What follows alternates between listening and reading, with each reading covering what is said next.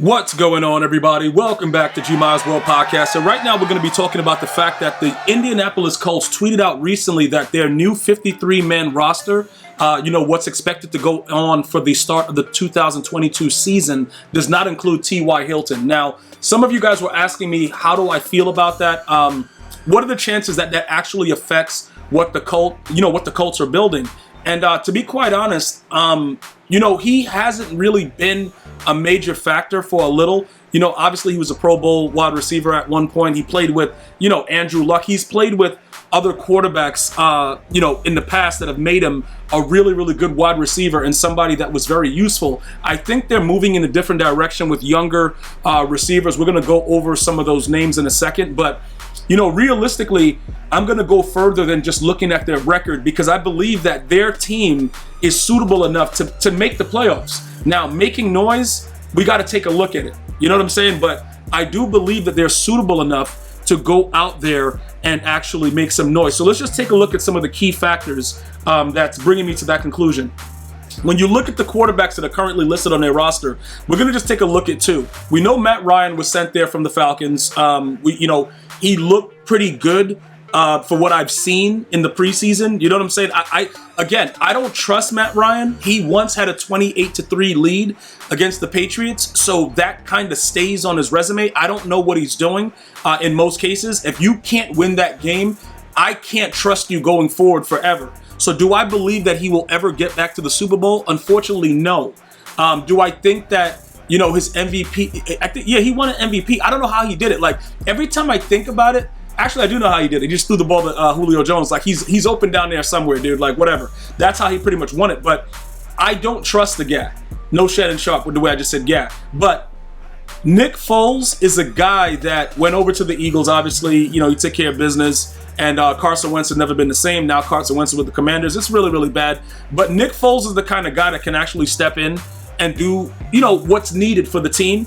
Although he's not good by himself as a starter. He had that one game with the Eagles, prior to coming back to win the Super Bowl where he had that 7-touchdown game or something weird where it was just like, it was an outlier like that. He's not that good, but he can make plays when needed. So the quarterback situation, even if Matt Ryan doesn't play well, I feel comfortable enough saying that they won't lose much, as far as this being the most important position on the field. Because if Matt Ryan is playing like trash, they can always just go to Nick Foles. The problem is they won't be able to go back to Matt Ryan. They're both veterans, so it's like you got to go one way or the other. But I do believe that Matt Ryan having a good, decent run game, it should be a lot easier because Jonathan Taylor, he's a monster, bro. I know he's probably went number one in a lot of you guys' fantasy drafts. Let me know in the comments. The dude's a monster, so that's definitely going to help the situation. All right, that's the first thing. When we go over, like I just said before, we look at the running backs now. All right, Nyheim is no joke. Nyheim Hines, look, this is what makes them dangerous. Like how when we look at the Tennessee Titans and we look at the fact that Derrick Henry's a monster and that run game made Tannehill look better than he actually was, and then we realize that Tannehill sucks. This is the same situation. Jonathan Taylor is a monster. Okay, he's an absolute monster. And I have to tell you this right now. Regardless of what goes on with the quarterback situation, the run game will be solid because they have a very good offensive line. And these running backs, including Deion Jackson, I think he's pretty good as well. So they got a really nice 3-back system. Okay, so if that's what you guys are looking to try to figure out, like, how are they going to win? What are they going to do? I think that this is a major part of it.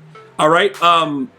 I really think that Jonathan Taylor, before the year's out, he's going to be a completely known household name because some people still don't know who he is, believe it or not. I think he's just going to be that guy. Last year, he really took off, but I believe he's going to overtake Derrick Henry this year and be the number one running back in the league, like without an argument, simply because I believe the quarterback position will be stronger this year for them. All right. The wide receivers. Now, let's take a look at the 6 that are listed. Paris Campbell, he's a dog.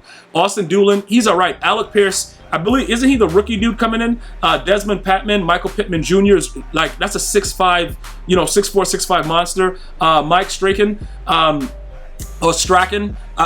got to see exactly how they're going to work out, bro. But like I said, T.Y. Hilton, this is the official Colts 53-man roster, all right? He's not listed there. Do I feel nervous with these names? No, I do not.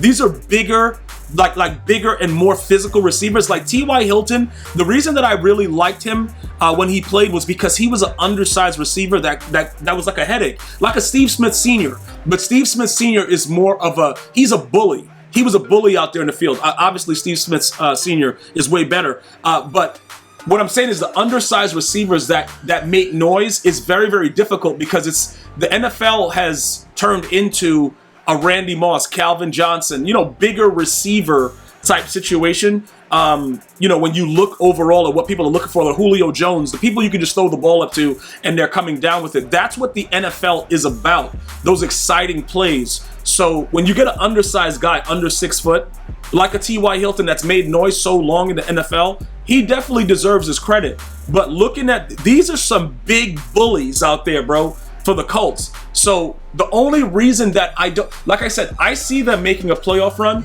and anything can happen in the playoff, obviously, but I believe, the Chiefs and these other guys, I just believe that it's going to be very, very difficult for them to actually overtake everyone, like the Bills, everybody. The AFC is really, really tough, bro. So we'll take a look and see what's going on with it. But do I believe that the loss of T.Y. Hilton is going to be really, really drastic? I do not.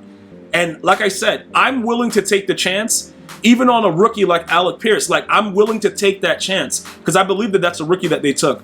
They were talking about him a lot. I just, like I said, with the way that the Colts are set up right now, because they have a decent, and notice I'm saying decent, a decent quarterback situation going on, because one of them are going to be able to do something right.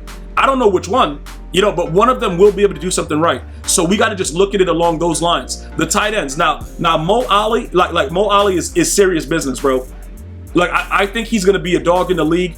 Honestly, I have to continue to take a look at some of the other guys, but I do believe that Mo Ali is going to be pretty good. Now, the offensive line that I'm talking about, this O-line is fully savage, and I just want to go ahead and explain why I think they're so tough. They're tough because they give protection to the quarterback and they make holes for the running back. This offensive line is up there. I believe the Browns have a really good offensive line as well, but this offensive line is really, really good. And it starts off with Pro Bowler Quentin Nelson. This guy is just unbelievable. And I know you don't really get stats, as an offensive lineman, but everybody knows that guy's name. He's going to put you on the ground in most cases. You know what I'm saying? I don't care how good the defensive lineman is. I don't care, Aaron Donald, whatever. He holds his own at his position. So, I think with everybody else, following suit, and somebody like that being on the team, it's helping that team to become even more dominant. And, that's going to be the underlying factor of all, most of their wins. That's going to be a huge factor. The defensive lineman, DeForest Buckner, he's been pretty good. He's getting a little bit older, though. Kaywood Pay is a monster. This D-line, everything about it, I'm going to go ahead and end off with the cornerbacks. Well, the linebacker's pretty good. Shaquille Leonard is pretty good. That's pretty good as well. But look, Brandon Facyson, or however you say his name. I always think about Squidward Facyson when from SpongeBob when I see his name. But Stephon Gilmore, although a lot of people think that he's washed, I just want to let you guys understand. I think he's still very, very good. I think he can still cause a lot of problems for your number one receiver, and that's they have so many different parts. I don't think T.Y. Hilton not being signed is going to affect their overall morale. Now, if somebody gets hurt, maybe they sign him later, whatever like that. But I just don't think, you guys are asking my opinion about it. I think the Colts are a very solid team. I think they are a 10-win team. Okay, I think they're a 10-win team. I think they're going to make the playoffs, and I think on all sides, it's 3 phases. Offense, defense, special teams. All phases, they are solid. Now, will they go out and perform that way? We have to see. But they have more than enough to be able to actually compete at a very high level.